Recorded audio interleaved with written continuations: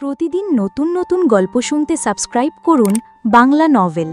আমাদের চ্যানেলে প্রতিদিন নতুন নতুন প্রেম ও সাসপেন্সমূলক গল্প আপলোড দেওয়া হয়। আদিত্যের সামনে দুটো এঙ্গেজমেন্টের রিং রাখা হলো। আফসানা চৌধুরী রিয়ানার হাত বাড়িয়ে ধরলেন রিং পরিয়ে দেওয়ার জন্য। আদিত্য মন শক্ত করে যেই সবে রিংটি পরিয়ে দিবে, আকস্মিক অদিতি হাউমাউ করে চিৎকার করে কেঁদে উঠল। অদিতির চিৎকারে ঘাবড়ে গেল এক কক্ষের মানুষজন। আদিত্য বিচলিত হয়ে জিজ্ঞেস করল, অদিতি, কি হয়েছে? অদিতি কাঁদতে কাঁদতেই বলল, ভাইয়া, নন্দিনী কিডন্যাপ হয়েছে আর তুমি এঙ্গেজমেন্ট করছো। বলেই আদিত্যের হাত থেকে রিংটি ফেলে দিল।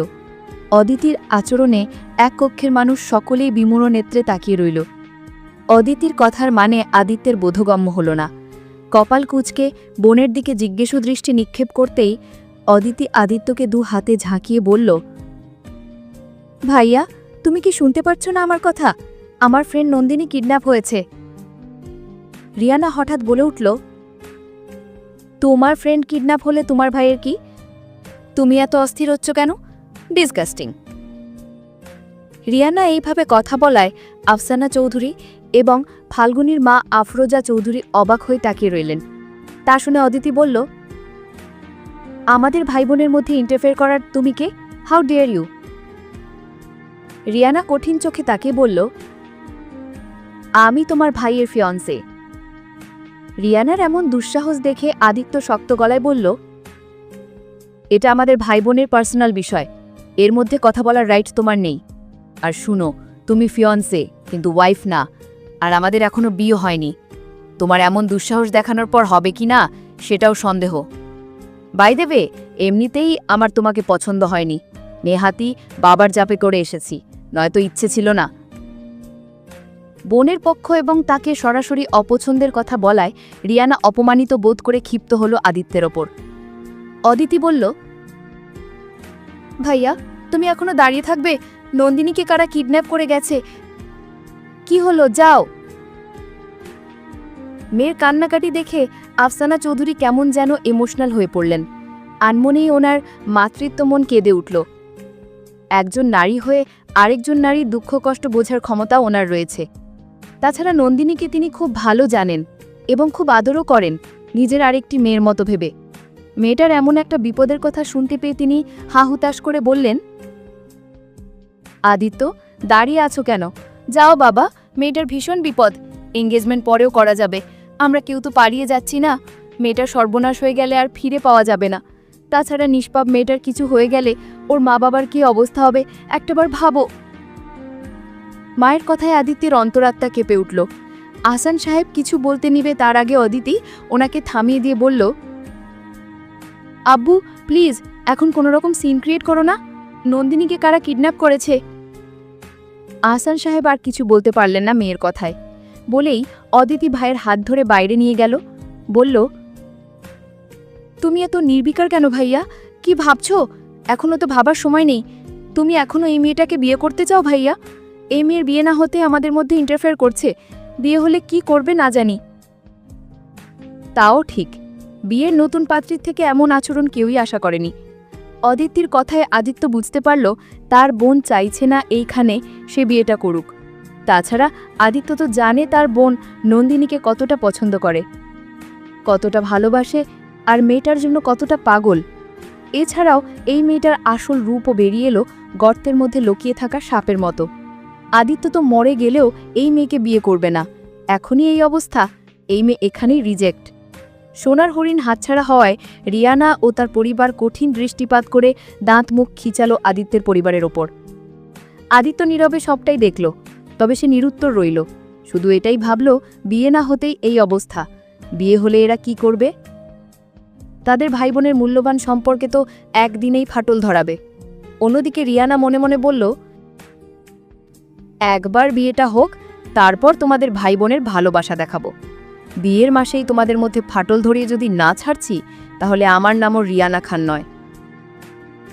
অদিতি এবার দুহাতে ভাইকে জড়িয়ে ধরে ডুকরে কেঁদে উঠে বলল, ভাইয়া, নন্দিনীর জন্য আমার ভীষণ ভয় লাগছে। প্লিজ ভাইয়া, তুমি ওকে সেভ করো, প্লিজ প্লিজ। আজ ওর মায়ের ইলেকশনের দিন, ওর বের হওয়াটা কত বিপজ্জনক। তাও কেন বের হলো বোকা মেয়েটা? ওর কত শত্রু, কেন এটা বুঝে না? বোনকে ফ্রেন্ডের জন্য এইভাবে কান্না করতে দেখে আদিত্যের ভীষণ মায়া হলো। নিশ্চয়ই এটা ন্যাকা কান্না নয়। কতটা ভালোবাসলে একটা মেয়ে তার ফ্রেন্ডের কিডন্যাপের খবর শুনতেই ভেঙে পড়ে সবার সামনে নিজের ভাইয়ের এঙ্গেজমেন্টের রিংটা ফেলে দিতে পারে? আদিত্য হাত বাড়িয়ে বোনের চোখের পানি মুছে দিয়ে বলল, চিন্তা করিস না লক্ষ্মী বোন, আমি ঠিক তোর ফ্রেন্ডকে খুঁজে নিয়ে আসব বলে অভয় দিলে বোনকে। অন্যদিকে ভাই বোনের এত গভীর মিল মহাব্বত পছন্দ হলো না রিয়ানার। এখনও দাঁতে দাঁত চেপে দাঁড়িয়ে রইল। কথাগুলো বলেই আদিত্য চলে গেল। যাওয়ার আগে অদিতি আদিত্যকে সব বলে দিল নন্দিনীকে কোথায় নিয়ে যাচ্ছে। তার কারণ ওর বয়ফ্রেন্ডগুলো পেছন থেকে কিডন্যাপারদেরকে লক্ষ্য করেছিল অদিতির নির্দেশনায়, আর তাই লোকেশনটা জানতে সমস্যা হয়নি। অতঃপর আদিত্য সেই লোকেশন অনুযায়ী দ্রুত পৌঁছে গেল। কিডন্যাপাররা মূলত নাহিদা শিকদারের বিরোধী দলীয় লোকের ভাড়া করা গুন্ডা। বিরোধী দলের প্রার্থী কোনো একভাবে জানতে পেরেছে নাহিদা শিকদারের ফের মন্ত্রী হওয়ার চান্স 99%, আর তাই ক্ষোভ থেকেই নন্দিনীর ক্ষতি করার জন্য অদিতির আইডি হ্যাক করে ফাল্গুনির বার্থডের কথা উল্লেখ করে টেক্সট দিয়ে সুকৌশলে নন্দিনীকে বাসার থেকে বের করে কিডন্যাপ করিয়েছে। তাছাড়া মেয়ের নিখোঁজ ও বিভৎস অবস্থার কথা জানতে পারলে নাহিদা শিকদার নিশ্চয়ই ভেঙে পড়বেন বলে বিরোধী দলের প্রার্থীর ধারণা। আর তাই তো সকলের সামনে ভালো মানুষ সেজে সকলের অবচরে বারবার নন্দিনীর ক্ষতি সাধন করার চেষ্টা করছে। আদিত্য নিজেই একা নন্দিনীকে কিডন্যাপারদের হাত থেকে সেভ করতে এলো। মেইন লোকেশনে আসা মোটেও সহজ ছিল না। কিডন্যাপারগুলোকে হাতে নাতে ধরতে পেরে ইচ্ছেমতো উত্তম মাধ্যম দিয়ে পুলিশে ধরিয়ে দিল। এরপর নন্দিনীকে যেখানে রাখা হয়েছিল সেখানে আসতেই দেখল নন্দিনীর হাত পা এবং মুখ বেঁধে মেঝেতে ফেলে রেখেছে। আদিত্য সময় বিলম্ব না করে দ্রুত নন্দিনীর বাঁধনগুলো খুলে পাঁজকোলে তুলে হসপিটালে নিয়ে গেল। তবে সন্তুষ্ট হলো এই ভেবে যে ভাগ্যিস নন্দিনীর কোনো ক্ষতি করতে পারেনি কিডন্যাপাররা। তার পূর্বেই আদিত্য চলে এসেছিল। হসপিটালে অদিতি সহ ওদের বাকি বয়ফ্রেন্ডগুলোও আসলো। কিছুক্ষণ পর নন্দিনীর জ্ঞান ফিরতেই আদিত্য চলে গেল। আদিত্য চায় না সে ফের নন্দিনীর মুখোমুখি হোক। সে রাতের পর থেকে নন্দিনীর প্রতি তীব্র ঘৃণা এবং অভিমান জেদে পূর্ণ হয়েছে। নন্দিনীকে বাসায় এবং ফোনে না পেয়ে নাহিদা শিকদার তুল কালাম শুরু করে দিলেন। নবাব সাহেব তো মেয়ের জন্য স্ত্রীকে বারবার দায়ী করছেন। বেশ কয়েকবার ঝগড়াঝাটিও করেছেন দুজনে। অতঃপর কিডন্যাপের বিষয়টি গোপন রেখে শেষমেশ অদিতি খুব সুন্দর করে বিষয়টি সামলে নিল। নয়তো মেয়ের কিডন্যাপের জন্য কতটা তুলকালাম করে ফেলবেন নাহিদা শিকদার সেটা সকলেই জানে। মেয়েকে অক্ষত অবস্থায় পেয়ে নাহিদা শিকদার মেয়েকে বুকে জড়িয়ে ধরে অনেকক্ষণ যাবৎ কান্নাকাটি করলেন। নাহিদা শিকদার আবারও উইন হয়েছেন, আর সেই খুশিতে শুভেচ্ছা জানিয়েছেন দেশ বিদেশের সকল আত্মীয় স্বজন সহ দলীয় এবং বিরোধী দলের লোকেরাও। ওনাকে শুভেচ্ছা জানাতে সপ্তাহখানেক পর ওয়াসিফের দাদিমা, ওয়াসিফের বাবা, তার মা জারিন খান এবং ওনাদের সাথে ওয়াসিফের খালামণি জান্নাত খান, ওয়াসিফের বোন ওয়াজিহা আর ওয়াসিফের খালাতো বোন জাফরিন সহ আরও বেশ কয়েকজন গণ্যমান্য ব্যক্তিও এসেছেন। নন্দিনী, ওয়াজিহা এবং জাফরিন তিনজনই প্রায় সমবয়সী। সবাইকে দেখে নন্দিনী খুব খুশি হলেও সেই খুশিতে ভাটা পড়ালেন ওয়াসিফের খালামণি জান্নাত খান। উনি কেমন যেন অদ্ভুত টাইপের, সারাক্ষণই নন্দিনীর খুঁত খুঁজতে ব্যস্ত থাকেন। ওয়াসিফের সাথে নন্দিনীর বিয়েটা তিনি মানতে পারেন না। ওয়াসিফকে জাফরিনের জন্য ওনার ভীষণ পছন্দ, কিন্তু এটা তিনি প্রকাশ করতে অপারগ। আজও নন্দিনীর অনেক খুঁত ধরেছেন জান্নাত খান। এইভাবে থাকে কেন, ওইভাবে চলাফেরা করে কেন, চুলগুলো এত ছোট কেন, হুবু শ্বশুর শাশুড়ির সামনে সারাক্ষণ থাকছে না কেন, তাদের সেবা শুশ্রূষা খেদমত করছে না কেন, এই সেই হাবিজাবি এরকম নানান ধরনের ভিত্তিহীন খুঁত আর কথাবার্তা। জারিন খান অবশ্য এইসব পছন্দ করেন না। নন্দিনীকে ওনার সব রকমই ভালো লাগে, আর এত খুঁত ধরায় বোনকে একটা রাম ধমক দিয়ে চুপ করিয়ে রেখেছেন। তাও ভদ্রমহিলার মুখ থেমে নেই। তবুও নন্দিনীকে খোঁচা মেরে কথা বলতেই আছে। কেন মেয়েটা হুবু শ্বশুর শাশুড়ির সেবা যত্ন করছে না, এই নিয়ে সকলের অগোচরে আবারও অনেকগুলো কথা শোনালেন নন্দিনীকে। নন্দিনীর ভীষণ খারাপ লাগল। বিয়ে না হতে কিসের সেবা শুশ্রূষা করবে, যেখানে সে নিজে এক গ্লাস পানিও ঢেলে খায় না। তবে নন্দিনী এইসবের কোনো প্রত্যুত্তর না করে অনেকক্ষণ যাবৎ নীরবে কান্নাকাটি করল। তাছাড়া তার মা নাহিদা শিকদার যদি একবার জানতে পারে, তাহলে জান্নাত খানের অবস্থা নাজেহাল করে ছাড়বেন মেয়ের সাথে রুড বিহেভিয়ার করার জন্য। নন্দিনী ঝামেলা এড়িয়ে নিজের রাগ দমন করার জন্য ছাদে উঠে গেল। আদিত্য এবারের বিয়েটাও ভেঙে দিল। কিছুতেই সে বিয়ে করবে না বলে কাটকাট গলায় জানিয়ে দিল। আজ 1 সপ্তাহের অধিক নন্দিনীকে দেখতে পায় না সে। অদিতির থেকে জানতে পারল নাহিদা শিকদার মেয়েকে ঘরবন্দি করেছেন। করারও কথা, মেয়েটার চালচলন তো উল্টাপাল্টা, না করেও উপায় নেই। আর মেয়েটাও তো পুরা ঘাড় তেড়া, কোনো সিকিউরিটি ছাড়াই বাসা থেকে বের হয়। তবে আদিত্য এই কয়দিনে বুঝতে পেরেছে নন্দিনীকে সে গভীরভাবে ভালোবেসে ফেলেছে। এছাড়াও সে নন্দিনীকে গভীরভাবে ফিল করে, কিন্তু নন্দিনীর বয়ফ্রেন্ড থাকায় সে কিছুই ভাবতে পারে না। পাগল পাগল লাগছে তার। একতরফা ভালোবেসে বেচারা আদিত্য গুমরে গুমরে মরছে। আজ হঠাৎ রায়হান আর মেহরাবের ডাকে আদিত্য ওদের বাসায় এলো বিকেলের সময়। ওরা কিছুক্ষণ কথাবার্তা বলার পর তিনজনই ছাদে উঠে এলো। ততক্ষণে প্রায় পড়ন্ত বিকেল। রায়হান আসার সময় সিগারেট নিয়ে এলো। আদিত্য আর মেহরাব সিগারেট খায় না, তবে আদিত্য এই সপ্তাহখানিক ধরে সিগারেট খেতে শিখেছে। এই পুরো সপ্তাহে অসংখ্য সিগারেট খাওয়া শেষ তার। রায়হান আর আদিত্য সিগারেট জ্বালিয়ে নিতেই মেহরাব নাক মুখ কুচকে বলল, তোরা কি আসলে ডাক্তার না অন্য কিছু? রায়হান বলল, কি হয়েছে? দুটোর একটারেও তো প্রেম করে চ্যাকা খেতে দেখিনি, তাহলে সিগারেট খাচ্ছিস কেন? আদিত্য বলল, চ্যাকা খেলে সিগারেট খায় মানুষ? আমি এটাই মনে করি। রায়হান বলল, তোর যদি ইচ্ছা হয় খেতে পারিস, না খেলে কানের কাছে ঘ্যান ঘ্যান করিস না, ফিল পাওয়া যায় না। শালা ভাগ এখান থেকে, খালি জ্ঞান দেয়। মেহরাব আর কথা বাড়ালো না। এরা এমনই, কিছু বললেই ইজ্জতের রফাতফা করে ছাড়ে। নাক মুখ চেপে অন্যদিকে দাঁড়ালো। হঠাৎ রায়হান দেখল নন্দিনী ছাদে উঠেছে। আদিত্যকে ইশারা দিয়ে বলল, ওই দেখ রাজনন্দিনী। আদিত্য চট করে সেদিকে তাকাতে রায়হান বলল, মেয়েটাকে আমার ভীষণ ভালো লাগে আদিত্য। আদিত্য কপাল কুঁচকে ফেলল। রায়হান ফের বলল, বাসা থেকে বারবার বিয়ের জন্য প্রেশার ক্রিয়েট করছে, ভাবলাম নন্দিনীর জন্য বিয়ের প্রপোজাল পাঠাবো। আদিত্যর কেমন যেন শূন্য শূন্য লেগে উঠল। সিগারেটে লম্বা একটা টান দিয়ে বলল, তো পাঠাস না কেন? ওর এমএসসি কমপ্লিট হওয়া ছাড়া বিয়ে দেবে না শাহনেওয়াজ নবাব শিকদার সাহেব। ও। আদিত্য আর তফা বাড়ালো না। সিগারেটে লম্বা আর একটা শুকটান দিয়ে সে রেলিংয়ের কাছে এসে দাঁড়ালো। এক পলক তাকালো নন্দিনীদের পুরো ভবনটিতে। নন্দিনীদের বিল্ডিংটি 21 তলা বিশিষ্ট। নিঃসন্দেহে এটি একটি টুইন টাওয়ার, তবে নন্দিনীরা থাকে 3 তলায়। চারপাশে কাঁটাতার সংযুক্ত বিশাল এরিয়া জুড়ে বড় করে বাউন্ডারি করা বিশাল এই ভবনটি, সম্পূর্ণ এই ভবনটির মালিকানায় রয়েছেন শাহনেওয়াজ নবাব শিকদার। তবে বাড়িটি একমাত্র মেয়ের নামের উপরই রেখেছেন তিনি। এই বাড়ির নেমপ্লেটে লেখা রয়েছে শাহনেওয়াজ নবাব নন্দিনী শিকদার টুইন টাওয়ার। তাছাড়া বাড়ির বাউন্ডারির আশপাশে রয়েছে জারুল, সোনালু, কৃষ্ণচূড়া, রাধাচূড়া, কদম, শিউলি, বকুল, হিজল সহ বেশ কিছু চেনা অচেনা অসংখ্য ফুলের গাছ। এছাড়াও ভবনটির পেছনে রয়েছে অসংখ্য আম, জাম, কাঁঠাল, লিচু, পেয়ারা সহ নানান রকমের নাম জানা অজানা বেশ কিছু ফলের গাছ এবং বিদেশি কিছু ভেষজ ঔষধি গাছও। শুধু তাই নয়, বাগানের মধ্যে রয়েছে বিভিন্ন ভ্যারাইটিজের কাঠগোলাপ, বাগান বিলাস, রক্তকরবী, trumpet vine, golden shower, Madhumalati, সুগন্ধি জয়তী সহ নানান রকমের পাতাবাহার গাছও।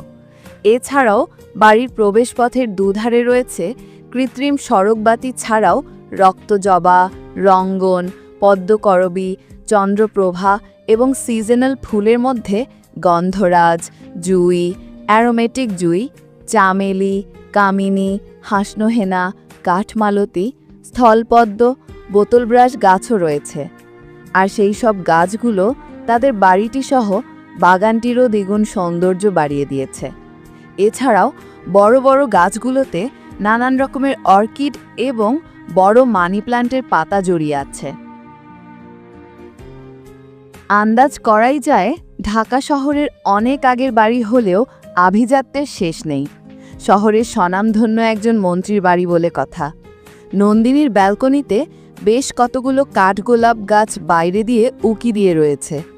একটা শিউলি ফুলের ছোট্ট চারাসহ টবে বেশ কয়েক কালারের নয়নতারা আর সন্ধ্যামালতীর গাছও দেখা যাচ্ছে। ব্যালকনির সম্পূর্ণ গ্রিলে গোলাপি অনন্তলতা, মধুমালতী আর নীল অপরাজিতা ফুলের লতা জড়িয়ে আছে। আর সেইখানে ফুটন্ত ফুলগুলোও দেখা যাচ্ছে।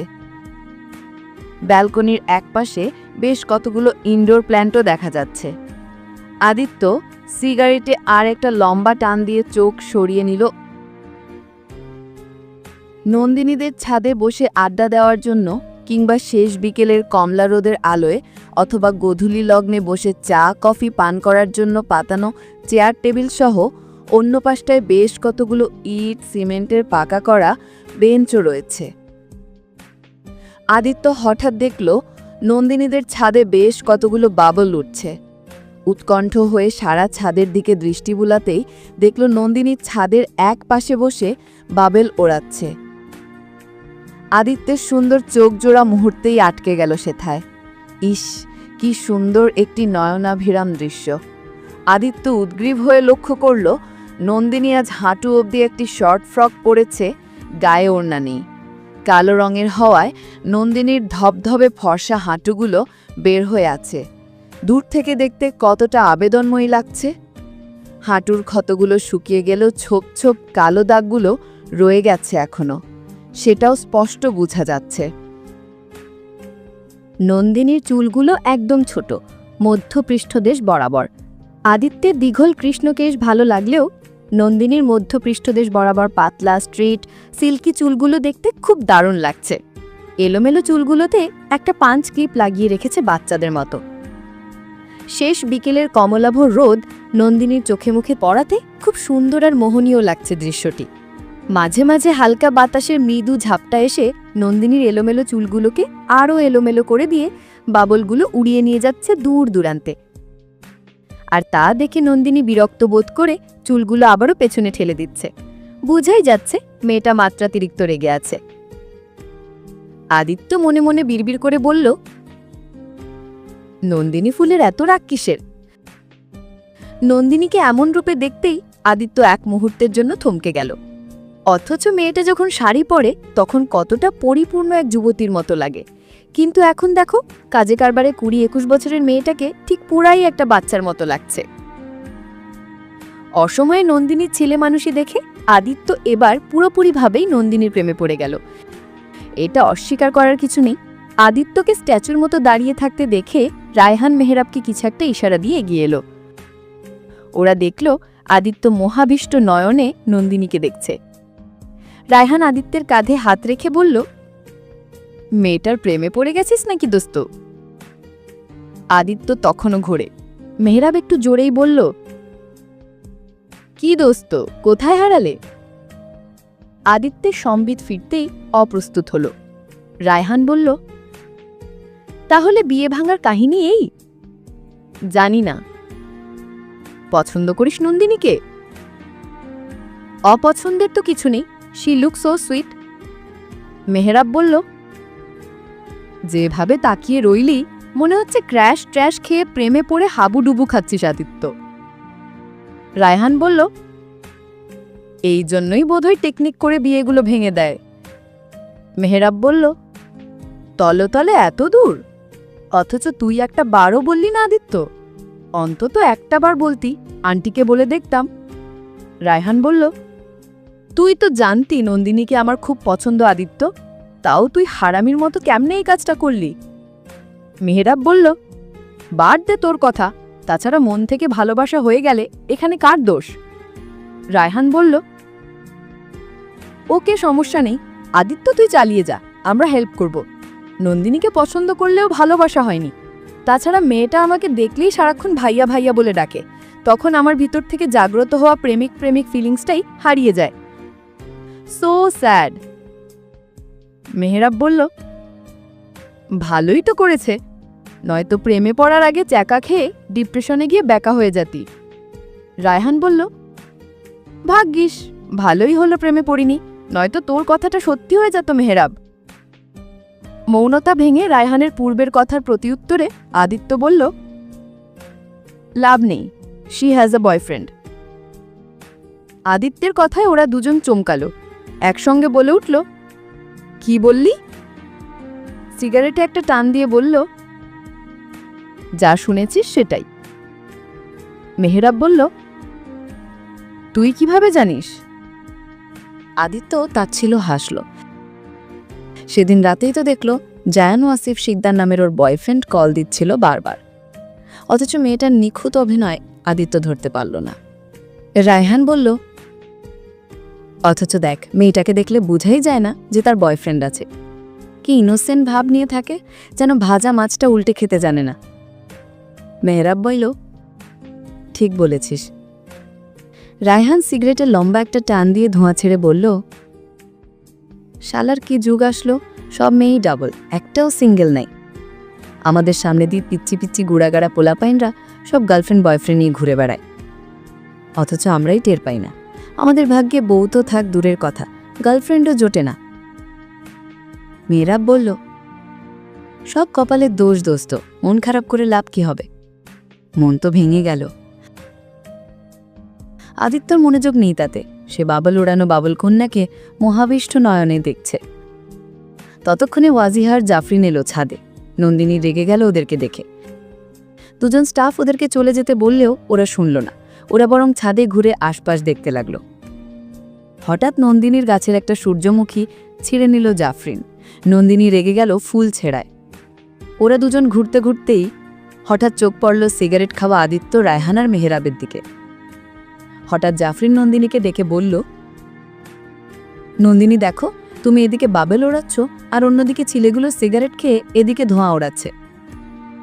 বাজিহা বলল, এরা পরিবেশ দূষণ করছে নন্দিনী, ছেলেগুলোর বিবেকবোধ বলতে কিছুই নেই বোধহয়। নন্দিনীর যেহেতু মাথাটা এই মুহূর্তে প্রচণ্ড গরম, তাই সে উঠে এসে কোনো দিকে না তাকিয়ে হঠাৎ চিৎকার করে বলে উঠল, সিগারেট খেয়ে ঠোঁট আর পরিবেশ নষ্ট না করে এগুলো যত্ন করুন সিগারেট খোররা, কারণ ঠোঁটগুলো আপনার স্ত্রীর হক, সম্পত্তি। মাথায় কি ঘিলুটিলু বলতে কিছু নেই নাকি আপনাদের? বিবেকহীন আজব পাবলিক, কোথা থেকে আসে এইসব রাম ছাগলের দলেরা? ফাউল, যত্ত সব আবর্জনা, ডিসগাস্টিং। কথাগুলো বলে নন্দিনী অপর পাশের ছেলেগুলোর রিয়াক্টের জন্য তাকাতেই আদিত্যর সাথে দৃষ্টি মিলিত হতেই নন্দিনী হতভম্ব হয়ে গেল। হতভম্ব হলো আদিত্য নিজেও। নন্দিনী কখনো এমন কথা বলতে পারবে আদিত্য ঘুণাক্ষরেও আঁকতে পারেনি। আদিত্য সহ সকলেই অবিশ্বাসের সহিত হতবিহবল। নন্দিনীও আশা করেনি আদিত্য সিগারেট খেতে পারে। সে অপ্রস্তুত হয়ে বিব্রত বোধ করল। রায়হানবের এমন বিস্ময়কর চাহনি দেখে ওয়াজিহার জাফরিন নন্দিনীকে বাঘের তোপের মুখে রেখে দৌড়ে চলে গেল। নন্দিনী স্ট্যাচুর মতো দাঁড়িয়ে রইল। আদিত্যর কি হলো কে জানে, সে হঠাৎ রায়হানদের ছাদ থেকে লাফিয়ে মেহরাবদের ছাদে উঠে ওখান দিয়েই নন্দিনীদের ছাদে উঠে এলো। রায়হান আর মেহরাব তো বিস্ময়হতা হয়ে তাকিয়ে রইল যুগলের দিকে। আদিত্য হাত ঝেড়ে বুক টান টান করে নন্দিনীর মুখোমুখি দাঁড়ালো, গম্ভীর গলায় বলল, একটু আগে কি বললেন? নন্দিনী ভয়ার্ত চোখে মুখে তাকালো। আদিত্য ধমকে বলে উঠল, রিপিট করুন।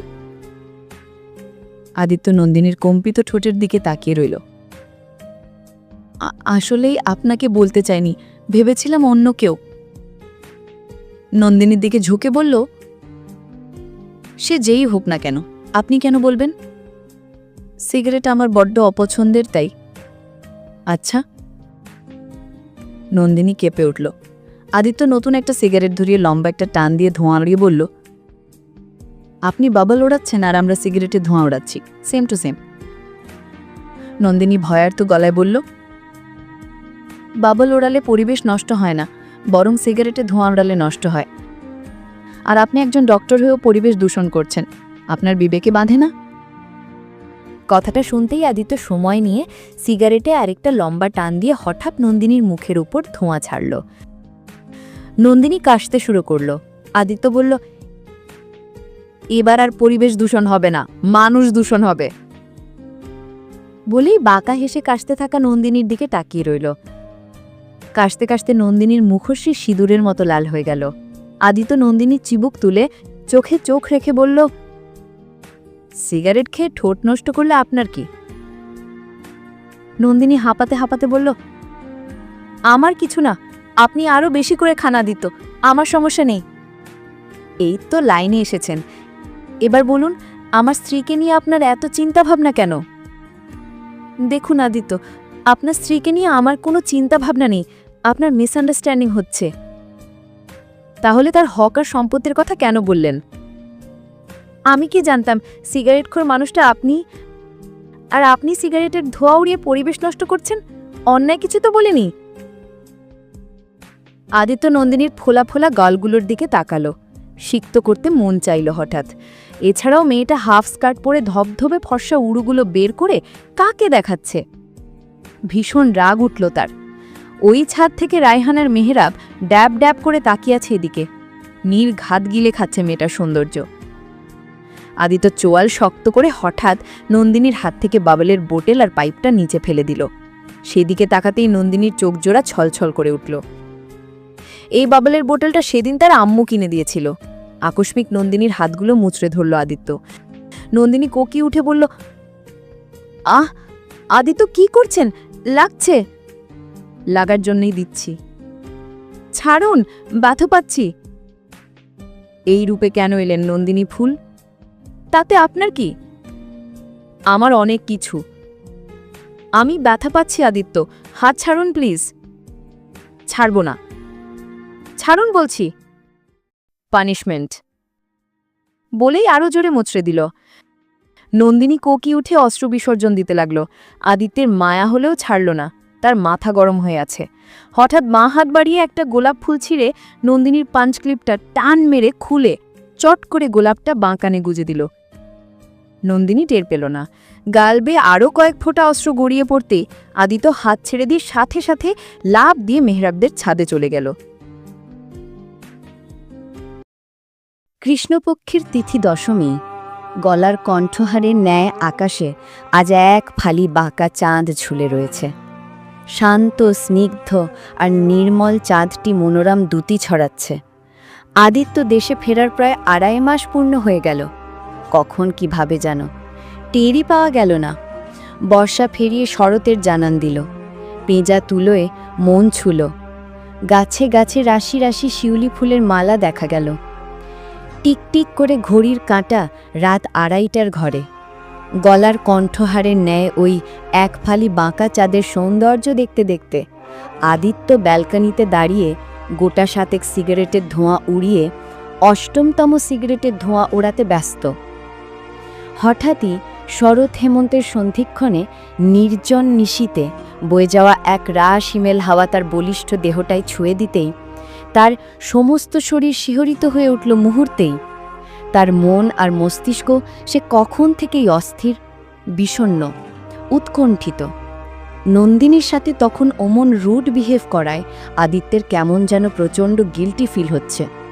মেয়েটার হাতগুলো তখন ক্রোধের বশবর্তী হয়ে এতটাই জোরে মুচড়ে ধরেছিল যে ম্যাড় করে খানিক শব্দও হয়েছিল। ব্যথায় মেয়েটা চিৎকার করে না কাঁদলেও তার 2 চোখ দিয়ে অঝরে জল গুড়িয়ে পড়েছিল জলপ্রপাতের ন্যায়। আদিত্য তখন পাত্তা দেয়নি ঠিকই, কিন্তু এখন তার বুকের ভেতর কেমন যেন সূক্ষ্ম যন্ত্রণা হচ্ছে। তাছাড়া তখনকার ব্যাপারটা নন্দিনী সহ সকলের কাছেই ছিল অপ্রত্যাশিত। একজন ডাক্তার হওয়ার দরুন রুটিন অনুযায়ী খুব সকাল সকাল ডিনার করে ঘুমানোর চেষ্টা করে আদিত্য।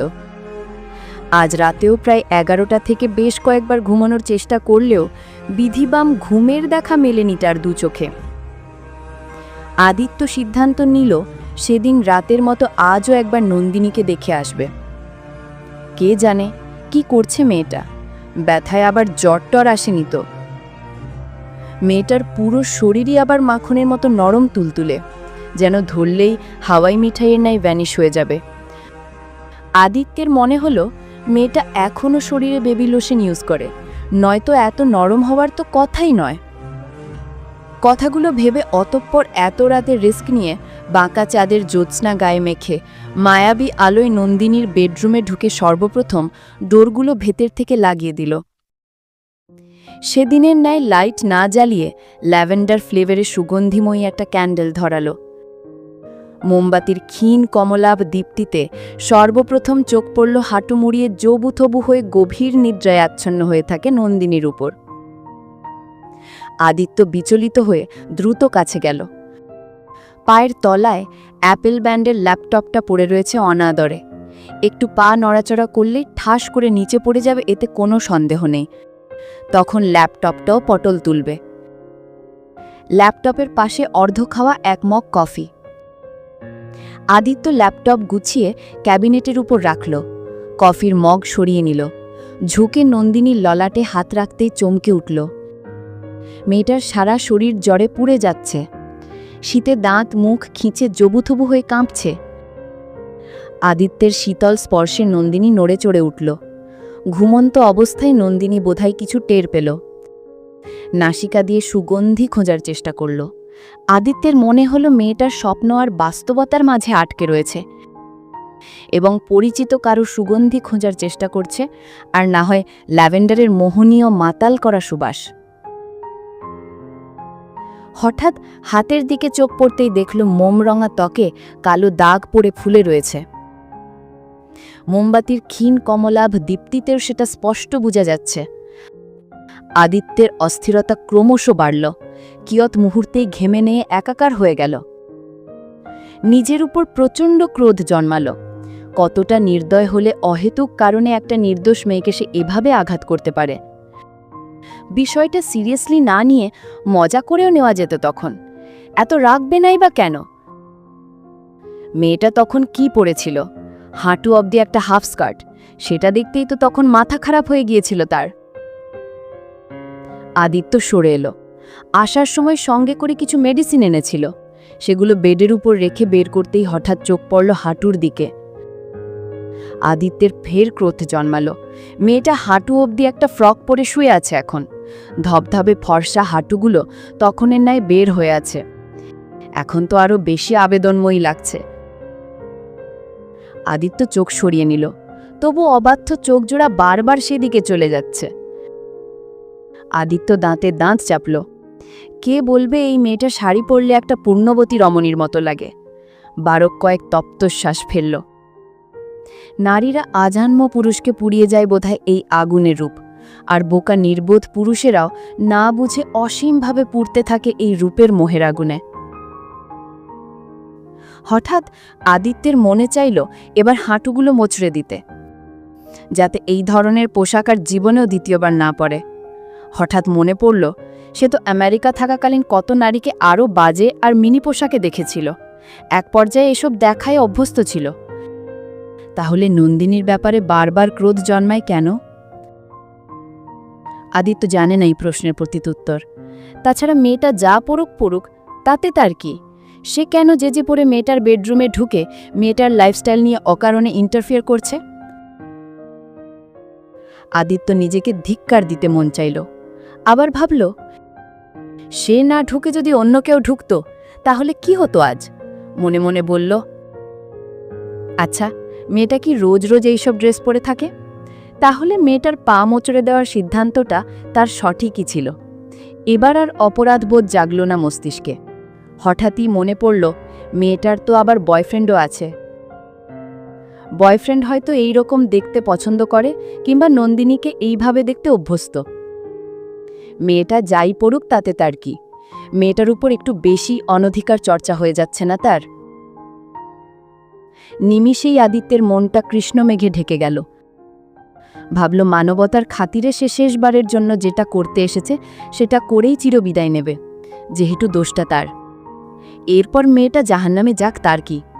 আর জীবনেও আসবে না বলে গড প্রমিস করে নিল। পায়ের নিচে ভাঁজ করে থাকা একটা কমফোর্টার নিয়ে নন্দিনীর সমস্ত শরীর ঢেকে দিতেই জ্বরের প্রকোপে হঠাৎ অস্পষ্ট স্বরে গুঙ্গিয়ে উঠল নন্দিনী। একসময় আবল তাবল বকতে লাগল, আদিত্য কান পাতল মুখের কাছে। তার শ্রবণেন্দ্রিয়ে পৌঁছল একটি শব্দ, সিগারেটখোর। আদিত্য তাজ্জব বনে তাকিয়ে রইল তাকে প্রলাপ বকতে থাকা নারীটার দিকে। মেয়েটা তাকে বকা দিচ্ছে, আর সে কিনা চোরার মতো সকল আত্মসম্মানকে জলাঞ্জলি দিয়ে মানবতার খাতিরে এত রাতে রিস্ক নিয়ে মেয়েটার সেবা শুশ্রূষা করতে এসেছে। আদিত্য বিক্ষুব্ধ হল। ততক্ষণে কমফর্টারের উষ্ণতা পেয়ে নন্দিনী আদুরে বেড়ালছানার মতো আরেকটু জড়সড় হয়ে চুপ হয়ে গেল। এরই মধ্যে জ্বর চেক করতেই দেখল থার্মোমিটারে 103 ডিগ্রি। আদিত্য অস্থির হল। সকাল পর্যন্ত জ্বর আরও বাড়তে পারে, ততক্ষণে খারাপের দিকে চলে যাওয়ার সম্ভাবনা রয়েছে। এছাড়াও নন্দিনীর বাবা মাকে এ বিষয়েও বা জানাবে কিভাবে? নাহিদা শিকদার যা জল্লাদ মহিলা, ওনার চিৎকার চেঁচামেচিতে দুর্ভাগ্যবশত লোকজন জানাজানি হলে তো দুজনের উপর কলঙ্কের দাগ পড়বে। সে না হয় পুরুষ মানুষ, তার কিছু হবে না, কিন্তু নিষ্পাপ মেয়েটার উপর গিয়ে পড়বে সব কলঙ্কের অপবাদ। আদিত্য রিস্ক নিতে চাইল না। ভাবল যা করার সেই করবে, যা হওয়ার হবে। সে নিজেই সেবা শুশ্রূষা যতটুকু করতে পারে করবে বলে মনস্থির করল।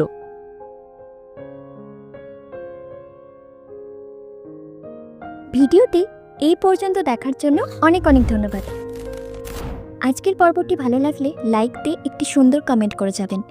আপনাদের সাপোর্ট পেলে নতুন নতুন গল্প দিতে খুব ভালো লাগে।